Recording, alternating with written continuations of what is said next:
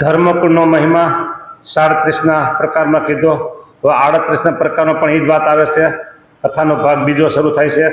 એમાં મોટા પયાતાર જની ઘણી ઘણી કહી ઘન શ્યામ, એ દ્વારે અને કને આપવું છે આજ નિજ ધામ. આચાર્ય દ્વારા અક્ષરધામ અપાવું છો કે એ ધામ ધણીએ એમ ધાર્યું, જન ઉધારવા છે પાર. લોકમાં કે ધણીનો ધણી કોઈ છે કે ને ધણીનો ધણી કોઈ નહીં. એમ ધામ ધણીએ, અક્ષરધામ એના ધણીએ કોણ? સ્વામિનારાયણ ભગવાન. એને એમ ધાર્યું કે આજે પાર જીવનો ઉદ્ધાર કરવો છે. આટલા જુદા જુદા સંતોના, આચાર્યોના, મૂર્તિઓને, મંદિરોને, બ્રહ્મચારીઓ, ગ્રસ્ત બધા વિભાગ કર્યા બધા કે ધામ ધણીએ એમ ધાર્યું, જન ઉધારવા છે અપાર. પાર પમાડવા પ્રાણીને એ કર્યા આપે ઉપકાર. આચાર્યથી અનેક જનનો અવશ્ય સરસે અર્થ, અવશ્ય ચોક્કસ આચાર્ય દ્વારા જીવોના કલ્યાણ થઈ શકે. એમ આપે આ સમે વાવરી અતિ સામર્થ. ધર્મ કુળને જે અનુસરે ત્યાગી ગૃહી નર કોઈ નાર. ધર્મ કુળને કોઈ અનુસરે હો ત્યાગી ગૃહી કોઈ નર નાર. પરિશ્રમ વિના તે પામશે અપાર ભવનો પાર. પાર સંસાર સાગર ને પાર પામશે.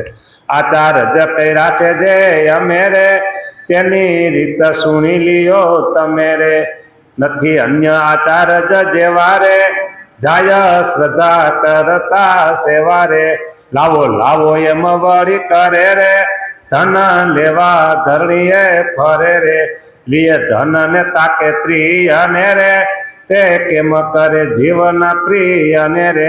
માટે એવા આચાર જયા નહીં રે, એ પણ વાત સમજવી સહી રે. આ તો ત્રિયા ધન ના તાકું નથી રે, તેની વાત કહીએ છીએ કથી રે. આચાર જ કર્યા છે જે અમે, તેની રીત સુણી લો તમે. નથી અન્ય આચાર જ એવા, જાય શ્રદ્ધા એની સેવા કરતા શ્રદ્ધા વહી જાય. આ એવા નથી કે સાંભળો, લાવો લાવો લાવો લાવો લાવો એમાં એવા એવા નથી. આ એવા નથી કે ઘણી વખત શું થાય કે લ્યો આટલે આ સેવા, હા બહુ ગમી ગઈ તો હજી લાવો ને. પછી શ્રદ્ધા હોય તો હજી લેતા આવજો ને. એમ લાવો લાવો કર્યા કર્યા ગમી ગયું હોય તો કાંઈક. આ આચાર્ય એવા નથી કે મહારાજ કે છે. હા પછી કે છે લીએ ધન ને તાકે ત્રીએ, ધન પૈસો મિલીએ ને સ્ત્રી ઉપર નજર તાકે. આ એવા નથી કે. હા માટે એવા આચાર્ય જ આ નહીં રે, એ પણ વાત સમજવી સહી. આચાર્ય એવા નથી જો. હા વાત સમજો તમે કે આ તો ત્રિયા ધનના તાકું નથી, તેની વાત કહીએ છીએ કથી. પાકી વાત તમે આખી દી કે. હા જો થોડી વાર પહેલાં કીધી ને અજયંત પ્રસાદ મહારાજ વાત કીધી. હવે આ અત્યારે વર્તમાનમાં જે રાખેલ પ્રસાદ મહારાજ છે ને એની વાત તમને કહું. અમે જે વિદ્યાનગર હતા એટલે અમારે ખાલી દરવાજો એક વચ્ચે વંડી, એટલે આવો 5 વાગ્યાનો સમય હોય ને એ બહાર બગીચામાં બેઠા હોય, અમે જાય 2-5-10 છોકરા હોય ભેગા, 2 સાધુ હોય જાય, બે વાતો કરે જુદી જુદી. બરાબર પછી અહીંયા 2 વાર જોયું થયું. ત્યાર પછી હવે જાય તો મારે મોટે ભાગે છે ને હું 9:30 જાઉં વડતાલ મંદિર. 9:30 જાય એટલે આચાર્ય મારે ત્યાં ઓફિસમાં હોય જ. 10 વાગે આરતી કરે એટલે બેઠા હોય. કોઈ સાધુ આવે, હરિભક્તો આવે, કોઈ દર્શન કરી બે હોય, બે આવું જાય બે કરે. તો આવી રીતે ઘણી વખત બેહવાનું થયું. ત્યારે એ પોતે બોલ્યા કે અમે અમારા લાલજીને કીધું છે કે ભદ્રામણીએ ગમે જાઓ, ગમે ત્યાં મંદિરમાં જવાનું થાય, કોઈ દિવસ હરિભગત કે મંદિર તરફથી કવર કેટલું આવ્યું કેટલું આવશે આ તમારા મનમાંથી વાત કાઢી નાખજો કે. કવર કેટલું આવશે પૈસા, એ વાત મગજમાં કાઢી નાખજો કે. આપને પધરાવે છે, માન સન્માન આપે છે, ઓછું છે કે. બરાબર. અને કોઈ દિવસ મંદિર આપણે ઘણું આપે છે, માટે એક કવર ઉપર કોઈ જ નજર રાખતા નહીં. હરિભક્તોનો ભાવ તમે પૂરા કરજો કે. હરિભક્તોનો ભાવ પૂરા કરજો. તમારે સમર્થી છે તો તમે 5,000 આપ્યા અને આમની સામે નથી તો એને 500 આપ્યા, તો કે આ હરિભગત હારા ના હારા નહીં, આવું થાય ને. કવર ઉપર ધ્યાન હોય તો, એટલે કવર ઉપર બિલકુલ ધ્યાન. હરિભક્તોના ભાવ પ્રમાણે ભાવ તમે પૂરા કરજો કે. પરદેશ જાવ તો ભલે, અને ગુજરાતમાં હોતી ભલે કે આ એને સ્પષ્ટ વાત એને કીધી મારે કહેલો મેં 7-8 સંતો હતા, 2 હરિભક્ત હતા, બધા બેઠા હતા, સ્પષ્ટ વાત કરી. અહીંયા મહારાજ એમ કહે છે કે લાવો લાવો એમ વળી કરે રે ધન લેવા ધરણીએ ફરે લે ધન ને તાકે પ્રિયને કે કેમ કરે જીવના પ્રિયને માટે એવા આચાર જ આ નહીં એ પણ વાત સમજવી સહી. રઘુવીરજી મહારાજ માની લો આ વાત અત્યારે રઘુવીરજી મહારાજ અયોધ્યા પ્રસાદ મહારાજ ત્યાંની વાત છે આ તો બધી બરાબર. મહારાજ પેલા સ્થાપન કર્યા એટલે એ વખતની વાત એ રઘુવીરજી મહારાજ અને અયોધ્યા પ્રસાદ મહારાજમાં તો કહેવાનું આવે શું હે ઓહો બસ.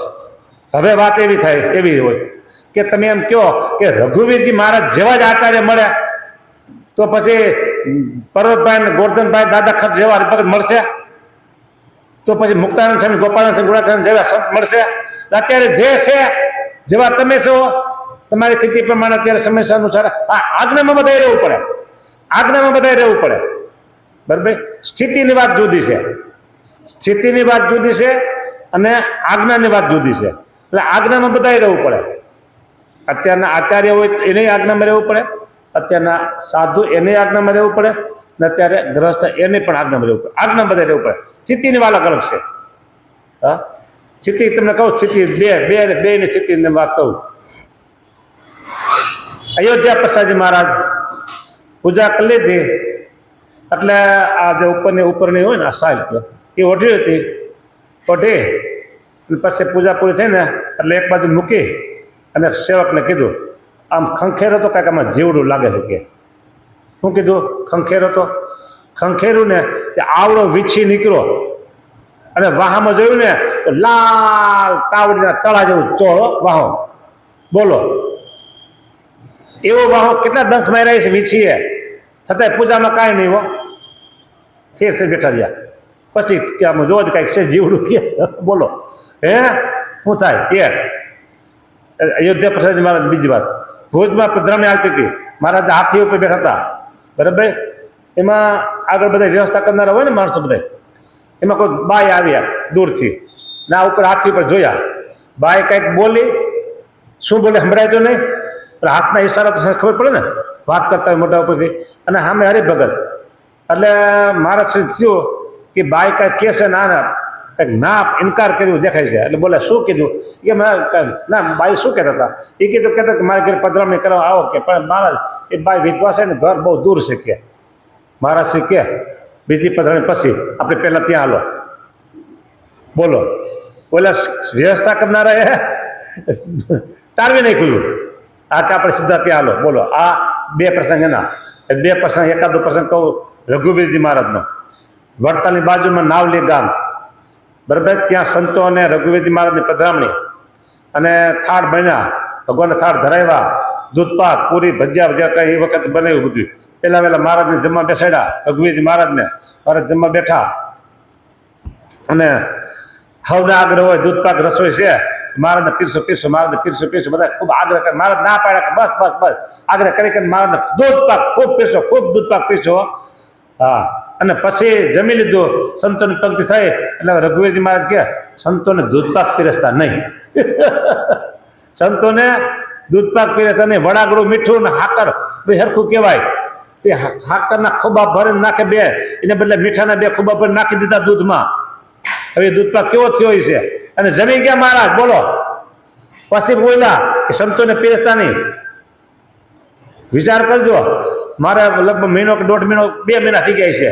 મારી પાસે દળેલું મીઠું ના દળેલી ખાંડ અને મીઠું બે એટલે પેલું તો જૂનું ગાંગડા થઈ ગયા, વરસાદનું પાણી આવે ને જામીન એટલે મને એમ હતું કે છે દળેલી ખાંડ કીધું એટલે મેં દૂધમાં નાખી.